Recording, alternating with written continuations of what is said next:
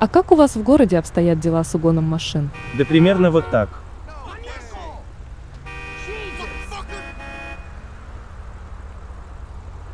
Пожалуй, поеду на автобусе.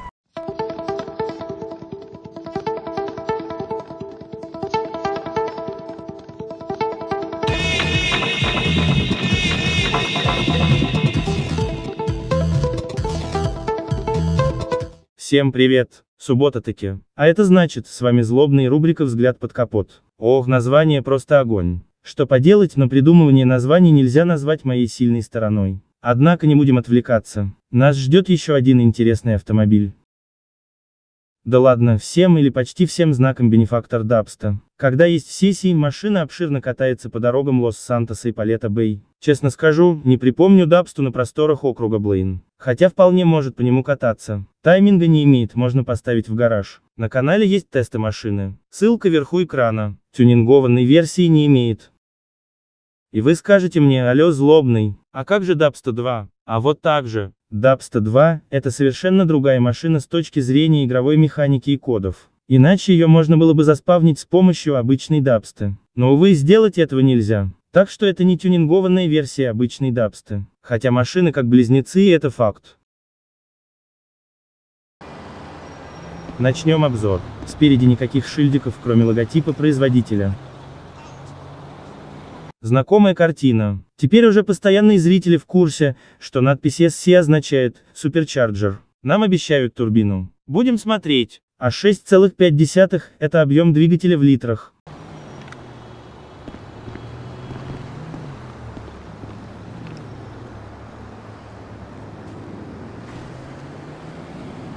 Так, Rockstar, сбавьте обороты. Вы стали чаще лепить на машины шильдик V12, чем котят суют в пирожки в чебуречных на вокзалах. Вы как хотите, друзья, а я больше на эту уловку не куплюсь. Посмотрим, что там под капотом на самом деле. Ну и снова обещание турбочарджера, то есть турбины. Это вполне возможно. Снова логотип производителя. Красные суппорты дисковых тормозов невозможно не заметить. Обратите внимание на классные колесные диски. И это у стоковой машины. За это браво, Рокки. И здесь тоже дисковые тормоза. Больше ничего нового.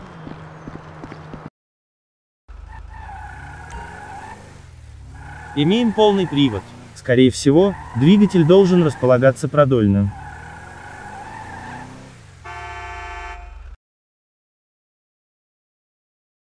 Как насчет теории? Вот и славно. Итак, как гласят источники, Rockstar вдохновлялись внедорожником Mercedes-Benz W463. Поскольку у 463 было много модификаций, а точной информации о конкретной для нашего случая нет, мне пришлось сделать допущение. Какое? А вот такое. Я предполагаю, что скорее всего, речь шла о модификации с индексом G55 AMG 2002 года выпуска, которую вы видите на экране. Почему было сделано такое предположение, я расскажу позже. А пока поверьте мне на слово. Ну, пожалуйста, что вам стоит? Спасибо. Итак, легендарный G-класс внедорожников от Mercedes. Более известный на территории СНГ как Генерал. Да так у нас называют до сих пор эти машины. Почему? Советую погуглить. Это убережет вас от очередной порции лекций в стиле злобного. Заодно проникнетесь частичкой загадочности постсоветской души. У рассматриваемой машины, как и у Дабсты, полный привод. Генералы оснащались как бензиновыми, так и дизельными агрегатами. В случае с G55 под капотом стоял двигатель с индексом M133,55.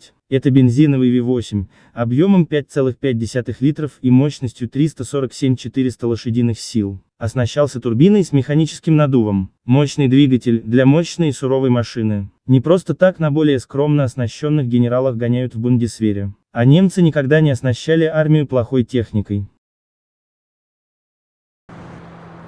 Что здесь у нас? О, мои глаза. Вот это поворот! Короче, комментирую мою реакцию.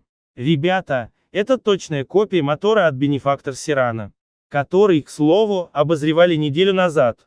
Ссылка для заинтересованных, вверху экрана. И это не V12, а всего лишь V8. Rockstar, зачем врать? Если пишете V12 на корпусе машины, так запихните внутрь V12. В чем проблема? Господи, дай мне сил.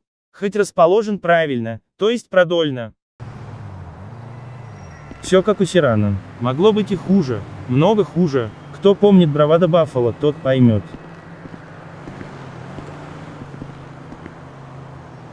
Хотя бы с турбиной не обманули. И то хлеб.